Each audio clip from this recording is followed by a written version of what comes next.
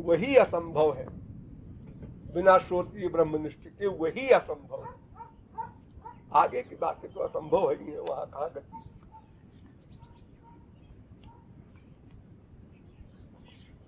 साधना का जो प्रारंभ होगा वो डिसीजन से होगा, और डिसीजन तत्वज्ञान से होगा, और तत्वज्ञान में इतनी उलझने हैं कि अगर किताब पढ़ के तत्वज्ञान प्राप्त करना चाहेगा तो बेमौत मरेगा, कोई बच नहीं सकता। हर वेद शास्त्र पुराण सब ये कहता है, अपने आप पढ़ेगा। श्रुति पुराण बहु कहे उपाय, छूटे न अधिक अधिक अरुजाई। श्रुति विभिन्ना स्मृतियों विभिन्ना। हाँ जी, इसलिए ये एक प्रॉब्लम और आती है सामने की, जितने भी अभी बड़े बड़े आचार्य जो लोग मानते हैं जिनको, वो लोग भी इस प्रकार की बातों पर लोगों को विश्वास करा देते हैं कि उनको जब हम लोग बोलते हैं तो उनको विश्वास नहीं होता कि हमने तो सबका ऐसे सुना आज तक, आप इसके विपरीत बता रहे हैं सब बात।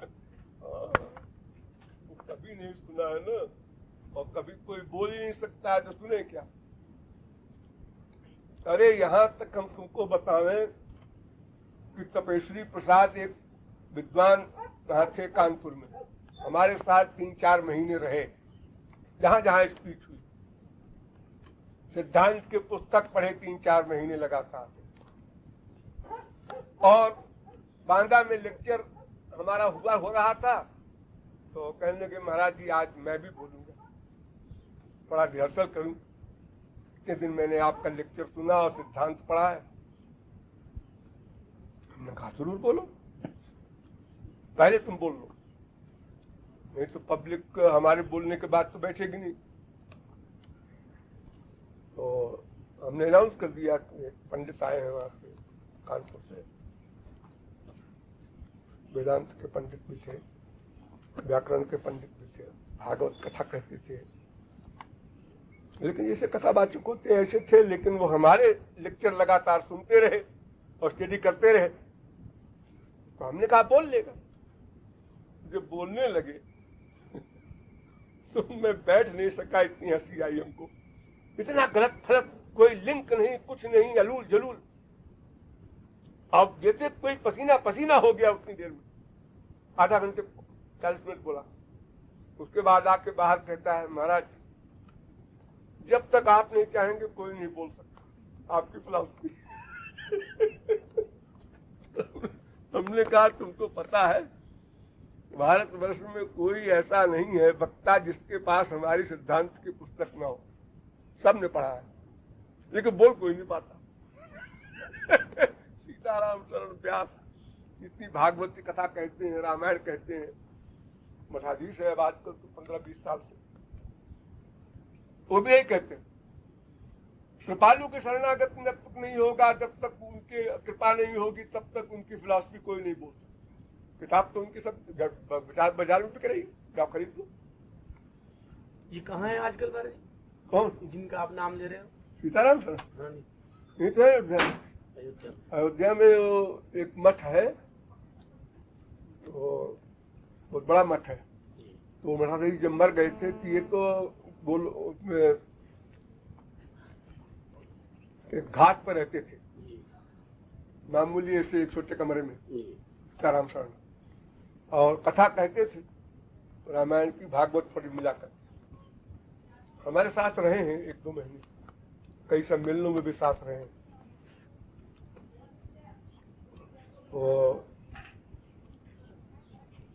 और थोड़े भाव युक्त भी थे। वो पटना के साइड में जाते थे बोलने, तो कथा रोचक कहते थे रामायण। उसके बाद जब वो मर गए महंत, उसी संप्रदाय के ये थे, तो लोगों ने मिल के, ये विद्वान हैं, वेदांत के आचार्य थे, उनको मठाधीश बना दिया। मठाधीश बनते ही दुबला पतला उठा सीताराम शरण, और भैंसा हो गया। तो सरजू का जल लेकर के ही जाते हैं बाहर पीने के लिए। हाँ, और कोई पानी नहीं पीते बाहर। एक बार लखनऊ में सम्मेलन हो रहा था। वहाँ एक खुनखुन थे, राय बहादुर खुनखुन। तो हमेशा सम्मेलन गीता जयंती पर कराते थे, हर साल चौक में महाराज जी। चौक में। और एक बार सम्मेलन में हमको भी बुलाया, सीताराम शरण भी आए थे और 10-12 विद्वान आए। तो वहाँ एक रामदेव थे सन्यासी, तो उन्होंने कह दिया कि हम ब्रह्मास्त्र ही सिद्धांत है और दास वास तो कहीं शास्त्र वेद में लिखे नहीं। तो अब कीर्तन कराया श्री कृष्ण गोविंद हरे मुरारे, शुरू हम सब नोट करते जा रहे थे, हम बैठे थे मंच पर। और हमने सीताराम शरण का नंबर आया उनके बाद, हमने कहा है पगार दे इसको अच्छी तरह से, तुम क्या बोल के चला गया। तो सीताराम शरण बोल तो सकता था, काफी 50% तो बोल ही लेता, कम से कम जवाब उसका दे लेता, लेकिन वो भी डर गया। और उस दिन तो उसका जो 40 मिनट था उसमें भी वो 25 मिनट बोल करके और छुट्टी किया। मुझे बड़ा फील हुआ कि ये बदतमीज अयोध्या में रहता है और उनके इष्टदेव के खिलाफ इतना ही बोल गया और फिर भी ये चुपचाप शांत सुन लिया, कोई जवाब नहीं दिया। उसका मेरा नंबर था। तो मैं तो खूब जला भुना बैठा था कि आज ऐसा हम सुनाएंगे इनको जैसे संसार में लोग कहते हैं कान की कीड़े झड़ जाए। तो मेरा समय तो 1 घंटे का रहता था। तो मैंने कहा अभी अभी आप लोगों ने एक परिव्राजकाचार्य जी श्री श्री श्री रामदेव जी महाराज से आप लोगों ने सुना। तो आप लोग तो मैं समझता हूं कि 99% इसमें रामकृष्ण के भक्त बैठे हैं, उन लोगों को ठेस लगी होगी, उन लोगों के अंतःकरण को दुख हुआ होगा। इसलिए मुझे भी दुख हो रहा है। आप लोगों को एक संत सुख न दे दुख दे। तो मैं अब बताने जा रहा हूं वेद से लेकर रामायण तक ऐसा कौन सा ग्रंथ है जिसमें भक्ति का निरूपण नहीं है, जहां द्वैत नहीं है। मैं उस ग्रंथ को जानना चाहता हूं। तो उनको मालूम था रामदेव को कि ये कैसे बकता है महाराज, और ये भी उनको मालूम हो गया कि आज बधिया बखेर देंगे हमारे। तो उठ के चलने लगे। तो हम तो अपना खार खाए बैठे थे। हमने कहा खबरदार कोई वक्ता उठकर नहीं जाएगा मंच पर से, मैं पब्लिक की ओर से बोल रहा हूं, पूरी बात सुने हमारी और इसके बाद उत्तर दे। अब पब्लिक की ताली पीट गई। अभी हम बोले नहीं कुछ, अब पब्लिक की कौन, अब मजा आएगा। तो मैंने वेद से उठाया और एक एक लाइन एक एक कोटेशन हर शास्त्र का पुराण का देना शुरू किया। और करने के बाद हमने कहा अब आप लोग सुनिए, ये कि अद्वैत सिद्धांत ही गलत है, खास तौर से शंकराचार्य का एकदम गलत है।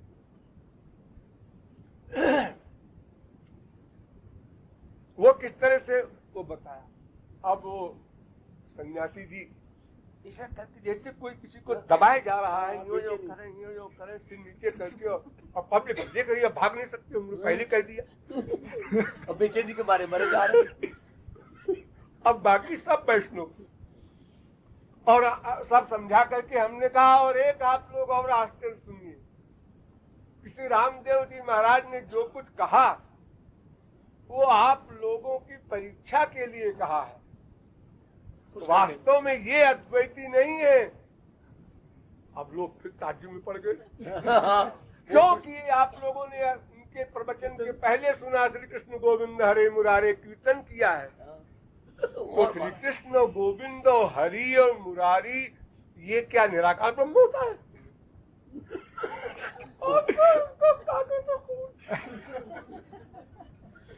अब 1 घंटे हो गए तो वो एक आदमी बचा रहता था, वो घंटी बजाने वाला स्पीकर, तो उसने घंटी बजाया तो हमने कहा देखिए हमारा टाइम हो गया और ये विषय तो चाहे 1000 वर्ष बोला जाए और आप लोग अब समझ गए होंगे। आप उसी में से सैकड़ों आदमी खड़े हो गए, नहीं और कोई नहीं बोलेगा, केवल आप बोलेंगे। खैर हम 1 घंटे और बोले, लेकिन उसका रिएक्शन ये हुआ कि दूसरे दिन सारे बाबा एक हो गए और अपना अपना बोरिया बंदर बांध के उन्होंने कहा था मैं तो जाता हूँ, कृपालु बोले। हमारे बेइज्जती 2 घंटे इनको समय दिया जा रहा है, हमको 40 मिनट दिया जा रहा है। ये जो वैष्णव थे वो भी लागत द्वेष पे पड़ गए। अरे हमको तो मतलब इसलिए अधिक बोलना पड़ा कि ये सन्यासियों का जो ये बकबक है इससे पब्लिक खूब के दिमाग में भर दूं अच्छी तरह से। इनके जो बड़े बड़े आचार्य परमहंस हुए हैं और जो ब्रह्मा शंकर हुए हैं सब तक हमने गिना करके उनको भी आगे 1 घंटे में बघारा।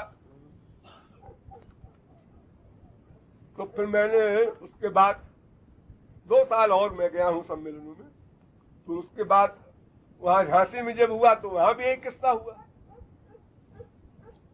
हमको टाइम दिया 8 बजे, तो लोगों ने कहा कि साहब 8 बजे हम बोलेंगे। हम जगत गुरु हैं और कृपालु जगत गुरु नहीं है, वो कैसे बोले? तो हमारे पास आए लोग, तो हमने कहा ठीक है आपका सम्मेलन कब तक चलता है? हमने कहा 10 बजे तक। हमने कहा हम 10 के बाद बोलेंगे, आप बोर्ड पर लिख दीजिए तो 10 के बाद बोलेंगे, क्योंकि हमको तो 2-3 घंटे बोलना है। इन लोगों को 30-40 मिनट देते हैं आप, तो 10 बजे दे दो, हम 1 बजे तक बिठाएंगे पब्लिक, हम जाने पब्लिक जाने। अब जब वो कर दिया तो पब्लिक जो है 10 बजे तक का आधी चौथाई भी ना आवे। जब कृपालु जी बोलेंगे तो जाएंगे। अरे वो जोकरी हुई है ये सम्मेलनों में। बड़े बड़े नाटक हुए।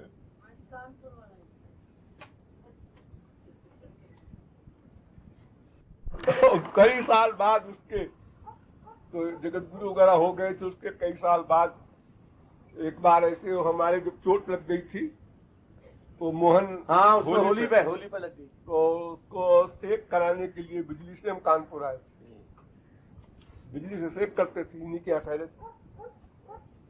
तो इनके यहाँ पहले एक सन्यासी, एक ओम प्रकाश का है नाम का, तो वो आया था इनके पास घर में। तो उसने हमारा फोटो देखा होगा, उन्होंने कहा ये कौन है तुम्हारे यहाँ कैसे? तो जो काशी में हमको उपाधि दी गई थी तब वो पढ़ता था उस जमाने में, तो उसने देखा था वहाँ। तो उसने कहा हम तो उनकी तलाश में बहुत दिन से हैं, तुम्हारे यहाँ आते हो? उन्होंने कहा हाँ आते हैं, तो हमारी गुरु जी। उन्होंने कहा आपकी जब आवे हमें खबर दीजिएगा। वो तमाम ट्रेन वोन ले जाता है तमाम लोगों को तीर्थों में, और तमाम उसका बड़ा नंबर है लंबा चौड़ा। उनके गुरु जी भी यहीं कहीं पहाड़ पर रहते हैं, यहीं कहीं मसूरी के नीचे कहीं रहते हैं। क्या नाम है? रामकृष्ण। तो उनके वो चेला वेला। तो अचानक हम वहां पहुंचे और उसको मालूम हो गया, आज हम कहो महाराज जी मैंने आपका सब प्रत्यक्ष देखा है काशी में, आपकी सब बातें, तो आपको हमारे सम्मेलन में थोड़ा समय देना है। हमने कहा भाई मैं तो बोलता बालता नहीं हूँ सम्मेलनों में, और मेरे पैर में तकलीफ भी है, मैं तो सेक कराने यहाँ आया हूँ। उसी समय मंजरी आप पहुंच गई, वो नई नई प्रचारक बनी थी। तो हमने कहा कि ये हमारा प्रचारक एक है, इसको ले जाओ बुलवा दो।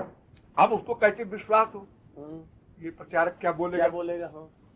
तो हमने कहा देखो तुम्हारे यहाँ जितने विद्वान और जगत गुरु और मंडलेश्वर आए हैं, जगत गुरु भी आए थे उनके यहाँ, वहाँ मंडलेश्वर भी आए थे, बड़ा सम्मेलन कराए थे। हमने कहा इनसे अच्छा अगर कोई बोले तो फिर मैं चलूँ, पहले इनको बुलवा लो, इनसे अच्छा अगर कोई वक्ता तुम्हारे यहाँ बोले तो फिर मैं चलूँ। किसी तरह नहीं माने। आपको तो चलना ही होगा, आपको मैं अनशन करूंगा, मैं धरना लेके बैठ जाऊंगा, मैंने कमरा बंद कर लिया, सब कुछ किया, लेकिन छोटे बच्चों की तरह हट कर गया। तो खैर उन्होंने कहा अच्छा हम ले जाते हैं इनको देवी जी को, लेकिन आपको दूर चलना। हमने कहा चले जाओ। ये गई वहाँ आधा घंटे 40 मिनट जो समय इनको दिया है, बोली अपना इनको बता दिया था कि हमने ये बोलना, और अपना सुने लोग। इनके फोटो पर फोटो खींचने लगे। उस समय ये बल्दरी पढ़ती थी एमए में, तो ये बड़े प्यार करती थी पंजेरी से। दोनों जो लौट के आए कहे महाराज दीदी के 6 फोटो खींचे, और जो इसके पहले वक्ता थे उनका एक भी नहीं खींचा। ऐसी ताली बजी बीच में। अब खैर उसने कहा हम आपको ले चलेंगे, बोलना पड़ेगा आपको, 1 घंटे आप समय दीजिए। हमने कहा अच्छा बाबा चल। गए। अब उसमें जितने वक्ता थे उसको हम पहले जान गए थे कौन कौन वक्ता आए हैं। प्रतिभाग भयंकर वगैरह, दिलीप वगैरह, कई अच्छे वक्ता भी आए थे, लेकिन ऐसे ही है बस शाब्दिक पंडिताई और नॉलेज तो कुछ नहीं। उसने रखा था रामायण वेदांत सम्मेलन, नाम रखा था उसका। यानी वेदांत और रामायण एक ही है, वेद और रामायण एक है, ये सिद्ध कीजिए आप लोग। आपको कौन सिद्ध करता? तो हमको इश्तार पर दे दिया था मंजरी ने, ये इश्तार है, ये सब्जेक्ट रखा है। तो खैर मैं गया तो उन्होंने हमारे जाने के पहले सबको बुला लिया कि देखिए सारे वक्ता जितने हैं मंच पर बैठे रहना जब महाराज जी आए, और सबको सुनना है। और हमने कहा देखो हम जब आएंगे, हमको जो टाइम दिया है उसके 5 मिनट पहले बोलना बंद हो सबका बोलना बंद हो जाना चाहिए। नहीं तो मैं अगर किसी की बात सुनूंगा तो बिना काटे में नहीं लौटूंगा। तो अपना कीर्तन करा रहा था 5 मिनट, घर में पहुंचा, एक निगाह से सबको देखा कौन कौन वक्ता आए हैं सम्मेलन में। उसके बाद मैं बोलने लगा अपना, एक वेद मंत्र लूं, फिर रामायण की चौपाई लूं, फिर वेद मंत्र लूं, फिर रामायण की चौपाई लूं, ऐसे करके मैं बोला 1 घंटे। बोलने के बाद मैं अपना चल पड़ा। तो हाँ उनको एक मजाक भी बीच में हुआ, वो हमारे भी फोटो खींचने लगे। जो 6 के बाद 7वां फोटो खींचा तो मैंने बल्दरी की ओर देखा, लिया होगा देख हमारा 7वां तुम्हारी जीजी के 6 खींचे थे, तुम्हारे देखो 7 खींचे। आपके 9 नहीं, जब 7वां खिंचरा ना तभी देखा, तभी हमने उनकी ओर देखा। तो खैर अब हम जब उठ के चले उतर के, तो पब्लिक जो है वो पैर छूने को जैसे कोई भयंकर दृष्टि से बड़ी मुश्किल में कार तक आए, और वो चिल्लाते रहे, लेकिन आधी ज्यादा पब्लिक चली गई उठ के। अब क्या सुने, अब क्या सुन लिया, बस सुन लिया, ऐसे करते सब चले गए। उसमें बहुत से लोग हमारा पहले सुने थे। जी हाँ। तो तब उनके जो गुरु जी थे ओम प्रकाश के, उन्होंने फिर रात को अपने चेले से कहा क्यों रे कृपालु तेरे बाप लगते थे।